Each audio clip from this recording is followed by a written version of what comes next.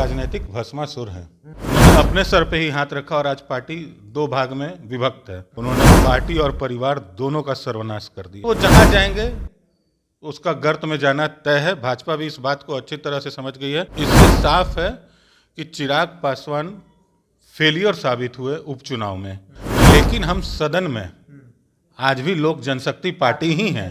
ना हमारे पास नेता की कमी है, ना भाजपा के पास नेता की कमी है, तो वो चिराग को क्यों प्रमोट करेंगे? वो राजनीति से मुझे लगता है कि आने वाले दिनों में आउट भी हो जाएंगे। ये ज़्यादा दूर नहीं है, 24 और 25 का इलेक्शन इसको साफ कर देगा। तो अगर वापसी करना चाहते हैं चिराग पासवान तो उनका स्वागत है। बिहार की राजनीति में चर्चा इस बात को लेकर अब होने लगी है कि एनडीए में कौन कौन होगा, किनको किनको एंट्री मिलेगी। दरअसल चिराग पासवान को लेकर चर्चा तेज है कि चिराग पासवान जल्दी आधिकारिक तौर पे एनडीए का हिस्सा होंगे। लेकिन इस बीच एक बयान संजय जायसवाल जो बीजेपी के प्रदेश अध्यक्ष हैं, उन्होंने साफ तौर पे कहा है भविष्य की राजनीति को लेकर कि बीजेपी 35 सीटों पर चुनाव लड़ेगी। लोकसभा का चुनाव बचेंगे 5 सीट ऑलरेडी जो सेटिंग है, जो चिराग पासवान के चाचा है पशुपति कुमार पारस, उनके पास है। वो है प्रिंस राज हैं और बाकी जो 3 लोग हैं। अब सवाल है कि चिराग पासवान का क्या होगा। मेरे साथ है चिराग पासवान के चाचा जिन पशुपति कुमार पारस की पार्टी है, उनके प्रवक्ता है मनीष आनंद। कैसे देखते हैं कि अब बीजेपी भी स्पष्ट कर रही है कि भाई अब कोई भी आता है तो 5 सीट तो ऑलरेडी आपके पास है, तो फिर चिराग का क्या होगा? देखिए, चिराग राजनीतिक भस्मासुर है। जिनके सर पे हाथ रखेंगे उनका भस्म होना तय है। मैं आपको डेटा के साथ बताता हूँ। अभी आप देखे होंगे मोकामा में जो उपचुनाव हुआ था, उसमें मोर और घोसवरी पासवान बहुल इलाका है, मैक्सिमम वोट पासवान का है। वहाँ वोट पड़ जाता है अनंत सिंह को। उसके बाद जो धानुक समाज का वोट है वो भी टूटकर जदयू की तरफ चला जाता है। तो इससे साफ है कि चिराग पासवान फेलियर साबित हुए उपचुनाव में। इसीलिए मैं कह रहा हूं कि वो राजनीतिक भस्मासुर हैं। क्योंकि जब 2020 में उन्होंने अपने सर पे ही हाथ रखा और आज पार्टी दो भाग में विभक्त है, तो वो जहां जाएंगे उसका गर्त में जाना तय है। भाजपा भी इस बात को अच्छी तरह से समझ गई है। देखिए, भाजपा जमीनी स्तर तक काम करती है। उन्होंने निश्चित तौर पे डेटा देखा होगा कि चिराग के आने से उनको घाटा ही हुआ है, सरप्लस कुछ नहीं हुआ। तो इसीलिए यह स्वाभाविक है कि हम लोग नेचुरल अलायंस भी रहे हैं। हम लोग बड़े साहब आदरणीय स्वर्गीय रामविलास पासवान जी के समय से ही एनडीए के हिस्सा रहे हैं। एनडीए से अलग होना चिराग का फैसला था और हम आज भी एनडीए में बने हुए हैं। लेकिन एक सवाल है कि बीजेपी ने यह तय कर लिया है कि भाई 35 सीट लड़ेगी, जीतेगी। बाकी जो 5 सीट है, 5 सीट किसके लिए, वो क्या स्पष्ट बता रही है कि वो 5 जो चाचा के पास है, उनकी पार्टी के पास है, वही 5 है?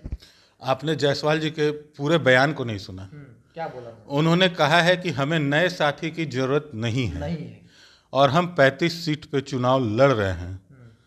तो स्वाभाविक है कि हम ऑलरेडी राजग गठबंधन में हैं। 5 हमारे सिटिंग एमपी हैं, तो 5 हमारा सीट बनता है। नहीं, एक सवाल और उठता है ना मनीष जी, चिराग पासवान को लेकर पहले भी संजय जायसवाल ने कहा कि वो मेरे पुराने साथी है। राष्ट्रपति उपराष्ट्रपति चुनाव के वक्त भी एनडीए के पक्ष में उन्होंने वोट किया है। तो अगर यह मान लिया जाए कि उनके पुराने साथी हैं, तो क्या ऐसी भी परिस्थिति बनेगी कि जो बाकी के 5 सीट बचेंगे वही उसी 5 में से चाचा भतीजे में बांटे जाएंगे सीट? देखिए, मैं आपको एक चीज़ बता दूं, उपचुनाव के तहत हमारा पार्टी 2 भाग में हुआ, राष्ट्रीय लोक जनशक्ति और लोजपा रामविलास। लेकिन हम सदन में आज भी लोक जनशक्ति पार्टी ही हैं। तो इसीलिए उन्होंने कहा कि वो पुराने साथी अगर आना चाहे तो आ सकते हैं। अगर वो आज भी हमारे राष्ट्रीय अध्यक्ष आदरणीय पशुपति कुमार पारस जी से जाके माफ़ी मांग ले, तो चाचा जी ने भी बोला है कि हम उस पर विचार करेंगे। तो अगर वापसी करना चाहते हैं चिराग पासवान तो उनका स्वागत है। आपको लगता है कि चिराग पासवान माफ़ी मांगेंगे? चूंकि चिराग पासवान से जब भी चाचा को लेकर सवाल किया आता है तो वो सवाल को ही खत्म कर देते, बोलते इन सब सवालों का जवाब मेरे पास नहीं है। देखिए, यही एरोगेंस है उनके पतन का कारण, जो मैं बार बार कहता हूँ। एरोगेंट आदमी अपना ही विनाश खुद करता है और वो विनाश के कगार पे भी जा रहे हैं धीरे धीरे। वो राजनीति से मुझे लगता है कि आने वाले दिनों में आउट भी हो जाएंगे। ये ज़्यादा दूर नहीं है, 24 और 25 का इलेक्शन इसको साफ कर देगा कि चिराग पासवान का भविष्य क्या होने वाला है। अभी आप देखिए, वो सारे प्रदेश घूम रहे हैं, प्रदेश के हर जिला में घूम रहे हैं, यात्रा कर रहे हैं, लेकिन अपना क्षेत्र भूले बैठे हैं। सांसद निधि खर्च करने में वो सबसे फिसड्डी नेता साबित हुए हैं। अगर इतने ही चिराग पासवान में ग्लैमर है और वो इतने जुझारू हैं तो अपना क्षेत्र क्यों छोड़े हुए हैं? एक स्वाभाविक प्रश्न है कि अगर आपको क्षेत्र में जनता इतना मान सम्मान दे रही है तो आप दूसरा क्षेत्र क्यों विकल्प में तलाश कर रहे हैं? एक अंतिम सवाल आपसे ले लेंगे। चिराग पासवान एक ऐसे मोड़ पे हैं जहाँ पे मुझे ऐसा लगता है, जैसा राजनीतिक जानकार मानते हैं कि चिराग पासवान को भारतीय जनता पार्टी प्रमोट नहीं करती है, अगर तेजस्वी के समकक्ष नहीं खड़ा करती है तो मुझे लगता है कि उनका भविष्य जो है यहीं पे खत्म हो जाता है। तो ऐसे चाचा की पार्टी पशुपति कुमार पारस कैसे देखते हैं? क्योंकि चाचा ये भी कहते हैं कि एक जंगल में भालू और शेर सब रहते हैं। नहीं, देखिए, वो एक कहावत है कि जंगल में सब कोई रहता है, जहाँ शेर रहता है वहाँ हाथी, चीता, भालू, बंदर सब रहते हैं। ये एक कहावत है। रही बात कि भाजपा चिराग को क्यों प्रमोट करेगी, भाजपा के पास ऑलरेडी नेता है। देखिए, युवा चेहरे के पास, हमारे पास अभी भाजपा में नित्यानंद राय हैं, हमारे पार्टी से प्रिंसराज पासवान हैं, तो हमारे पास युवा नेताओं की कमी नहीं है। जदयू में कमी थी, इसलिए उन्होंने कहा कि प्रमोट तेजस्वी को करेंगे।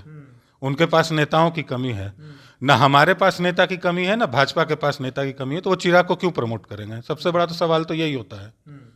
तो चिराग का क्या होगा? तो फिर चिराग कहाँ जाएंगे? महागठबंधन में तो एंट्री ही बैंड है, एनडीए में भी आप लोग ऐसे कर रहे हैं। चाचा षड्यंत्र अगर करने लगे तो फिर तो चिराग सड़क पे आ जाएंगे भाई। चिराग अभी भी सड़क पे ही हैं। अपने भविष्य को अपने हाथों अगर बर्बाद करने वाला कोई एग्जाम्पल सेट करना है तो आप चिराग को दिखा सकते हैं। अपने अहम में उन्होंने पार्टी और परिवार दोनों का सर्वनाश कर दिया। तो चलिए, चिराग पासवान एक ऐसे मोड़ पर खड़े हैं जहां उनको महसूस हो रहा है, ऐसा लग रहा है राजनीतिक जानकारों के अनुसार, कि अगर भारतीय जनता पार्टी तेजस्वी के अगेंस्ट में अगर उनको प्रमोट नहीं करती है तो फिर चिराग पासवान का भविष्य जो है, राजनीतिक भविष्य जो है, वो कहीं ना कहीं खतरे में दिख रहा है। और खासतौर पे तब जब संजय जायसवाल का बयान इस तरीके से आना कि 35 सीट पर बीजेपी लड़ेगी, जीतेगी, और बाकी 5 सीट यानी कि 5 सीट जो पशुपति कुमार पारस के पास है सिटिंग, वो छोड़ दिया जाए। चूंकि कयास यही लगाया जा रहा है कि 5 सीट वो छोड़कर चिराग पासवान अब कहाँ जाएंगे? अगर कॉम्प्रोमाइज होता भी है तो उन्हीं 5 सीटों में कॉम्प्रोमाइज करना पड़ेगा। इस खबर में इतना ही। देखते रहे नेट ऑफ। नमस्कार।